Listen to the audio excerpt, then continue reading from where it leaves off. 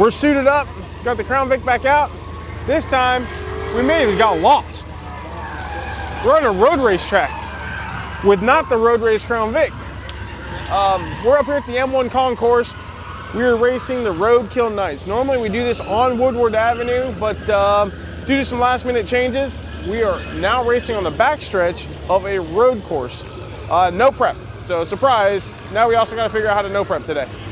Well, we are really relying on the Holly to help us out on this. We've got some stuff in place for active speed management, also known as traction control. We've tried to knock as much power out of it on the leave as possible. We don't want to make it too slow, but we got to get down through there without too much drama.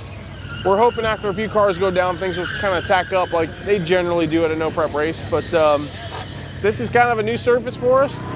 I'm not really sure what I'm doing. I know how to drive the car. They didn't move the pedals on me. So steering wheel, pedals, but the surface is not going to be very sticky. So, well, wish us luck. Hopefully we can get this thing to go down through there, and we got to make the top 8 so we can get in the shootout.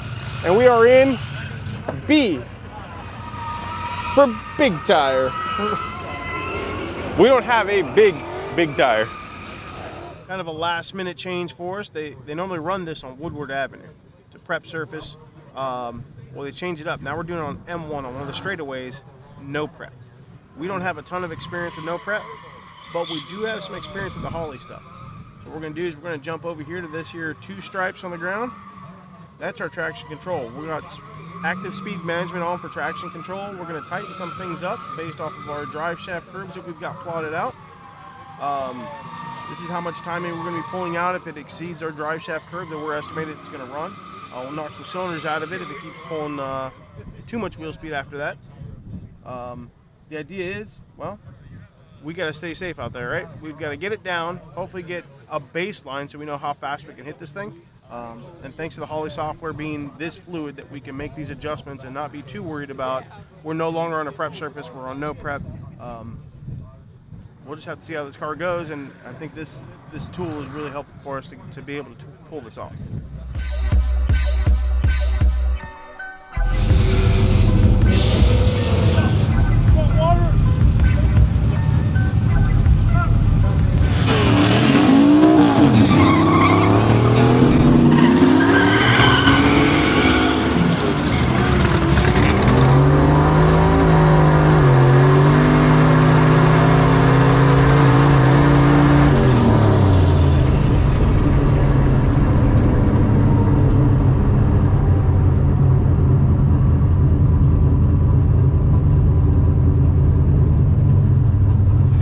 Well, our first pass went as we expected. It spun on the button release and pretty much stayed spinning the whole way down the track. Now, I played around with that traction control, our active speed management, and it did a really good job of keeping the car pretty well under control. At no point did I feel like it was out of shape. I had some allowance there of tire slip, so it slipped that much, basically going down the whole track. We're going to pull a whole bunch more power out of it again, and maybe lower the RPM on the launch, take more timing out on the button release, and see if it doesn't at least get the car moving. So if we can get the car to move, I think we can start applying power.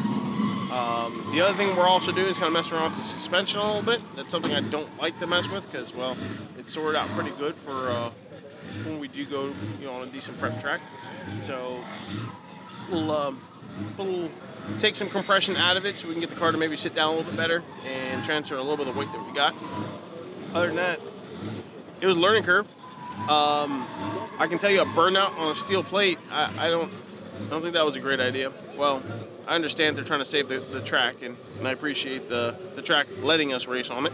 But, man, it's a whole different feeling trying to do a burnout on a steel plate and then carry that wheel speed over to the asphalt to actually try to put some heat in the tire. I think that may be where it started not so well for me. It spun quickly, and then the idea was to roll off that steel plate with some wheel speed and then get after it and do a burnout on the asphalt. But there's a whole bunch of on and off the throttle, and by the time I got off the steel plate, I was off the throttle. And, well, we'll try better on the next one. That's a new one on me. So that, Hey man, car's still together. It's all in one piece, so that's not bad. And we're out here having a good time. It's a good event. I enjoy it. A little different surface, a little different atmosphere, but I'll take it. A lot of people watching. A lot of people watching. A lot of people. A lot of people watching us. We're watching a lot of people. There's a lot of stuff going on for sure.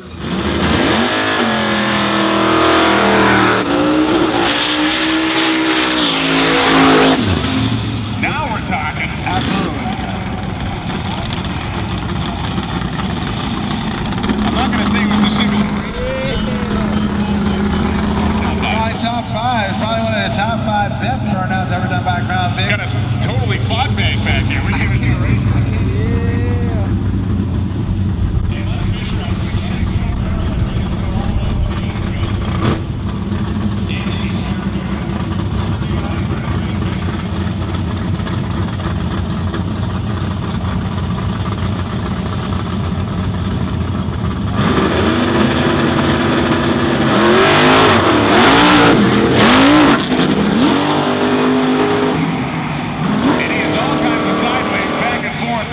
Gets there first, a 633.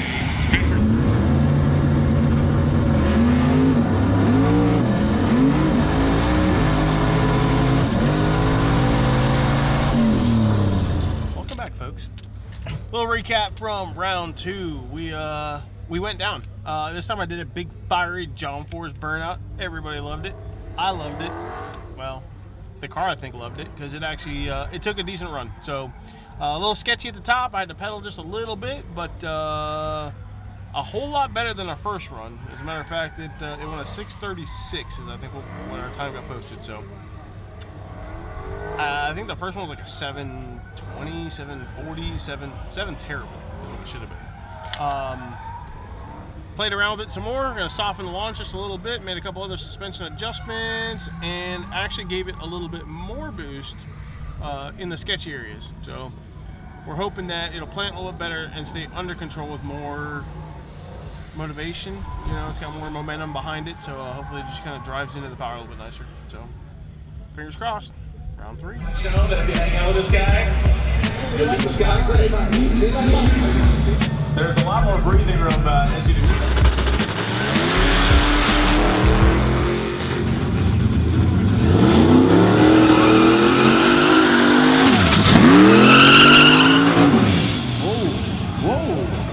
So look, I crashed the thing on the burnout would not be the best look. But the big humongous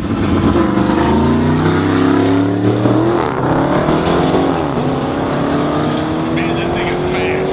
And the ground Victoria goes 628.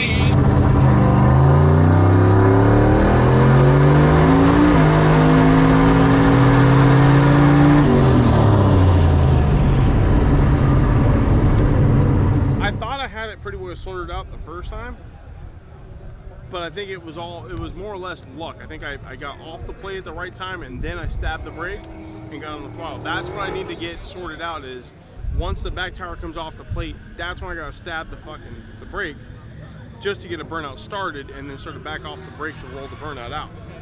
That was the issue I had, was it was just like it didn't want to spin. Like I was on it, but it didn't want to spin, so I was trying to stab the brake harder. When I did that, that's when it locked the tires, and there ain't no steering anymore. The front tires started burning. Probably. Why do you like to do skids? Yeah, we do some more skids. So we got done with our third run, and it went a little bit faster than the second run, so that's good. Marginal improvement. It went a 625, I believe, and it feels like it's going to actually take some horsepower. So we got a little more boost cranked into it up on the top. Still trying to sort out how to do this whole burnout properly off of a metal plate onto the ground, and then, you know, like really put some clouds up. That one didn't go so good. A lot of locked up steering and locked up brakes, and well, it wasn't exactly scary inside the car, but I'm sure everybody outside was a little nervous. No big deal. Hopefully get another run and go do it again. Yeah, they're saying that the bump is somewhere around a 550. I think a 550 to 520. We're a good ways off of that bump, but we still, you know, we're still getting familiar with trying to lean into this thing some more. So we've got enough horsepower to keep up with everybody. Hopefully we just have enough tire. Though we are in a big tire class, we are not. We're definitely not on the same size big tire as some of the big guys.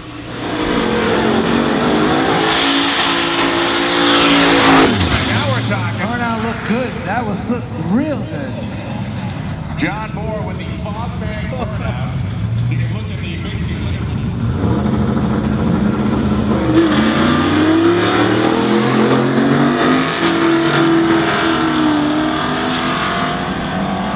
And for John Moore, a ripping 6:23.8.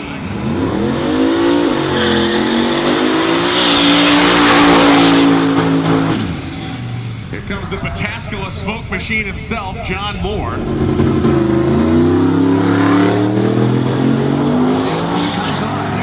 When it comes on, it's gonna fly.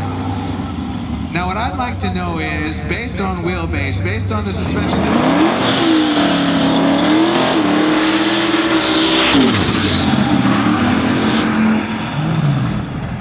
The scene from Space Burnout of John Moore.